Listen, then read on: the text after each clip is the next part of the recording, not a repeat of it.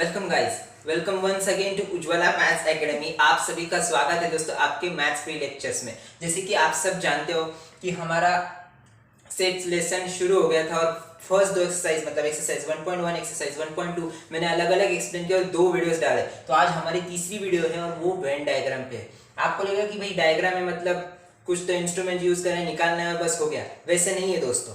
आज कुछ तो अलग है और वो क्या अलग है वो हम सीखने वाले। जैसे कि आप सब जानते हो कि पिछले दो लेक्चर मैंने आपको बहुत ही बड़ा क्या कहते हैं आधा घंटा अगर दो वीडियोस मिला के मैं कहूँ तो आधे घंटे का मैंने आपको लेक्चर दिया था, बताया था कि भाई सेट्स कैसे लिखते हैं, सेट्स क्या होता है, रोस्टर मेथड, लिसनिंग मेथड, जो भी मेथड्स थे मैंने आपको एक्सप्लेन किए थे वही मेथड्स आज हमें यूज करने हैं और उसी मेथड्स पे हमें वेन डायग्राम करना है। सो देखिए दोस्तों, टेक्स्ट बुक हमेशा आपके सामने होनी चाहिए, नोटबुक हमेशा आपके हाथों में होनी चाहिए ताकि इंपॉर्टेंट पॉइंट्स आप हमेशा लिख पाओ। और वेन डायग्राम वेन डायग्राम अगर क्वेश्चन एग्जाम में आता है तो ये मैक्सिमम 3 मार्क्स के लिए आएगा। आप कहेंगे सर डायग्राम 3 मार्क्स के लिए, दोस्तों देखिए बहुत ही ट्रिकी डायग्राम है। तो क्या है देखिए चलते हैं। So first of all Venn diagram ये किसने बनाया है उसका हम एक बार रिव्यू लेते हैं। तो जॉन वेन उसका नाम था, उनका नाम था John when is the first mathematician who gave the mathematical form to logic and probability. His famous book is Logic of Chance.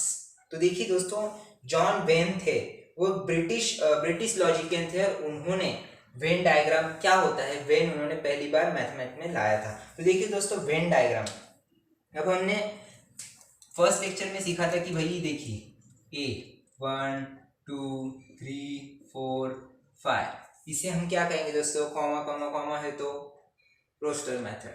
तो अब देखिए ये जो मेथड है ये हम जानते कैसे लिखना है। अब आप इसे वेन डायग्राम में कैसे लिखोगे, तो सिंपल है, एक शेप निकालना है, ये शेप है ओके। और उसके बाद ए, मैं ए यहाँ पे लिख रहा हूं क्योंकि इस सर्कल का जो नाम है वो ए है, इस सर्कल का जो नाम है वो ए है। और ये जो वैल्यूज मैंने आपको यहाँ पे दी तो वो सीधा यहाँ पे कहीं पे भी लिखनी है, 0.1 0.2 0.3 0.4 0.5। पॉइंट क्यों लिखना है दोस्तों, पॉइंट मतलब प्लॉट कि भाई ये पॉइंट यहाँ पे, अगर आप पॉइंट नहीं लिखते हो, अगर एक का भी पॉइंट आप नहीं लिखोगे तो देखिए क्या होगा, किसी को भी लगेगा चेक करने के भाई ये इसका है कि इसका है, ऐसा कंफ्यूजन हो सकता है। तो हमें हमेशा नंबर्स लिखने से पहले पॉइंट लिखना है, प्लॉट करना है। अगर आप नहीं लिखते हो तो भी चलेगा लेकिन लिखना चाहिए, अच्छा होता है, मार्क्स भी फुल मिलते हैं। तो ये था दोस्तों ऐसे फॉर्म में। अब अगर सच दैट के फॉर्म में आ गया, मतलब कैसे, B x such that x -10 less than equal to x less than equal to 10, x is an integer. अगर ऐसा आ गया तो आप क्या करोगे, तो फिर से वही सर्कल निकालना है, b है हमारा वेन डायग्राम का, तो b लिख लेना है। उसके बाद -10 less than equal to x less than equal to 10, मतलब 10 और -10 के बीच में जो वैल्यूज है वो सारे के सारे वैल्यूज हमें लिखने हैं।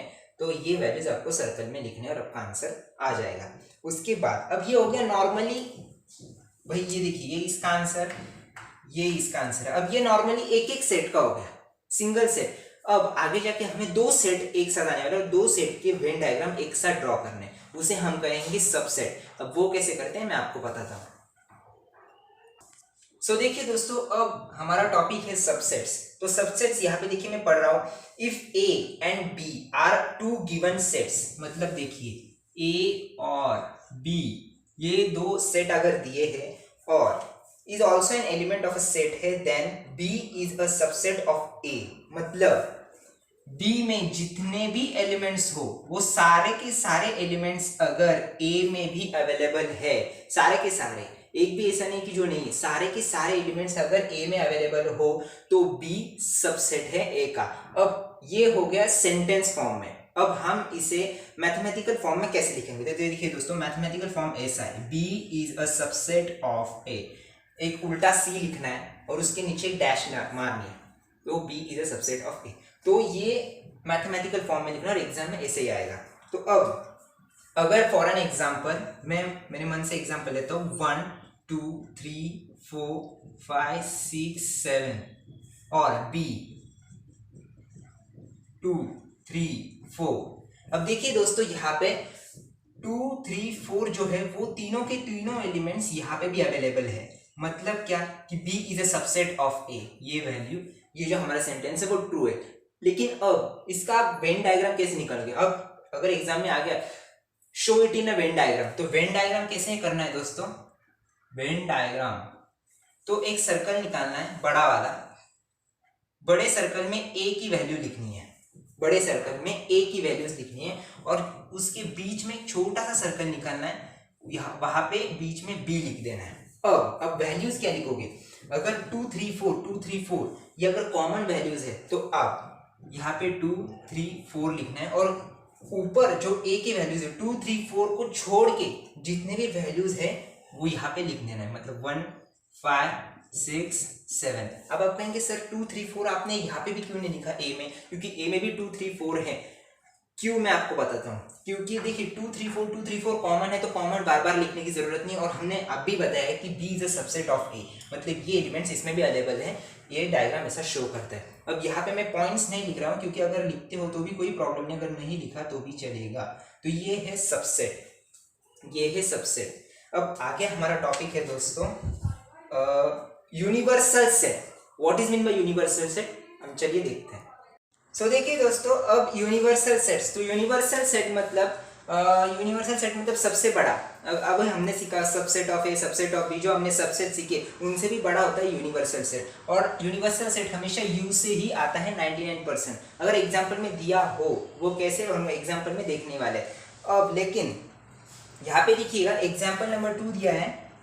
एग्जाम्पल नंबर 2, एन मतलब set of natural numbers, N मतलब set of natural numbers, N मतलब सेट ऑफ नेचुरल नंबर्स, और उसके बाद आई मतलब सेट ऑफ इंटीजर्स, आई मतलब सेट ऑफ इंटीजर्स। अब देखिए नेचुरल नंबर्स और इंटीजर्स ये अलग है कि सेम है? और इनमें से बड़ा कौन है? ऑफ कोर्स इंटीजर्स दोस्तों। इंटीजर्स की बड़ा, नेचुरल नंबर्स में देखिएगा 0, नेचुरल नंबर्स में 1 पॉजिटिव से 1 टू अप टू इन्फिनिटी ऐसे आएगा, मतलब पॉजिटिव से 1 टू अप टू इन्फिनिटी आएगा। लेकिन यहाँ पे इंटीजर्स में कैसे आ सकता है? Minus infinity, 0 to positive infinity, मतलब 1 टू इन्फिनिटी वाला इसमें भी आ सकता है। तो n is a subset of I, ये प्रूफ हो गया। इसके बाद अब आप इसे यूनिवर्सल सेट, अब इन दोनों में से यूनिवर्सल सेट कौन बड़ा है? n बड़ा है। तो हमें n को यूनिवर्सल सेट, मैंने कहा था दोस्तों u की जगह पे n भी आ सकता है, मतलब कोई भी आ सकता है। तो यहाँ पे n यूनिवर्सल सेट है तो n ऐसे लिखना है और ये स्क्वायर ड्रॉ करना है, ये हो गया यूनिवर्सल सेट। और इसके बीच में आपको I यहाँ पे I as a universal set और ये n ऐसे हमें लिखना है हमेशा। तो ये हो गया फॉर एन एग्जाम्पल। अब इसके बाद वहां पे देखिए example number, if A is 1 3 4 7 8 right the possible subsets of A। अब देखिए हमें पहली बात तो सबसेट्स अच्छी तरह जान लेना, क्योंकि सबसेट्स ही यूनिवर्सल सेट में होता है। तो what is the possible subsets example में हम देखते हैं। सो देखिए दोस्तों, अब यहाँ पे हमें बताया गया है कि सबसेट्स ऑफ A लिखना है। तो सबसेट्स ऑफ A मतलब हमें A के अलावा कौन से भी डिजिट यूज कर सकते हो, वो भी कैपिटल में हमेशा।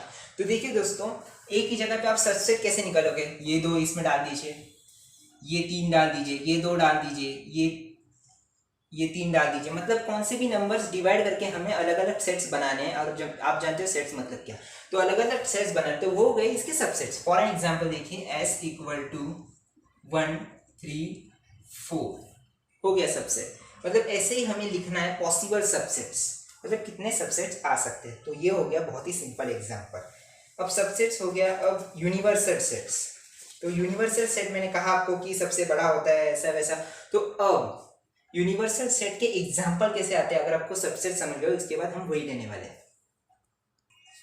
सो देखिए दोस्तों, अब यूनिवर्सल सेट हमेशा रेक्टेंगल में ही रिप्रेजेंट होता है, ये हमने अभी सीख लिया। अब इसके बाद complement, what is mean by complement? तो A ये हो गया नॉर्मल सेट, इसका कॉम्प्लीमेंट आप कैसे रिप्रेजेंट करोगे ए डैश, ऊपर एक छोटी सी डैश देनी है स्ट्रेट वाली, और हो गया ए डैश मतलब ए कॉम्प्लीमेंट। तो अब ये ए कॉम्प्लीमेंट ढूंढते कैसे, तो यहाँ पे देखिएगा दोस्तों, हमें दे दिया यूनिवर्सल सेट दे दिया, ए दे दिया, और ए कॉम्प्लीमेंट की वैल्यू भी दे दी, मैंने लिख ली। लेकिन ये ए कॉम्प्लीमेंट वैल्यू लाते कैसे है, बहुत ही सिंपल है। ए कॉम्प्लीमेंट अगर हमें चाहिए तो u minus A, this is the formula. अब इसके जगह पे b भी आ सकता है, तो b complement equal to u minus B. तो अब ए u माइनस ए, तो u माइनस ए मतलब क्या है, जो इसमें जो वैल्यूज है वो इसमें से काटनी है, और जो भी रिमेनिंग वैल्यूज है वो a कॉम्प्लीमेंट हो जाता है। बहुत ही सिंपल है, कॉम्प्लीमेंट ऑफ ए। अब देखिए मैं सेंटेंस पढ़ता हूँ, मतलब आपको समझ में आ जाएगा। Suppose u is a universal set, if b is a subset, if a is a subset of u, then the set of all elements in u which are not in set b is called complement of b. It is denoted by a dash, या फिर हम ऐसे भी लिख सकते हैं a ऊपर छोटा सा c मतलब a कॉम्प्लीमेंट। तो बहुत ही सिंपल है, अगर हमें a कॉम्प्लीमेंट ढूंढना है तो u माइनस a करना है।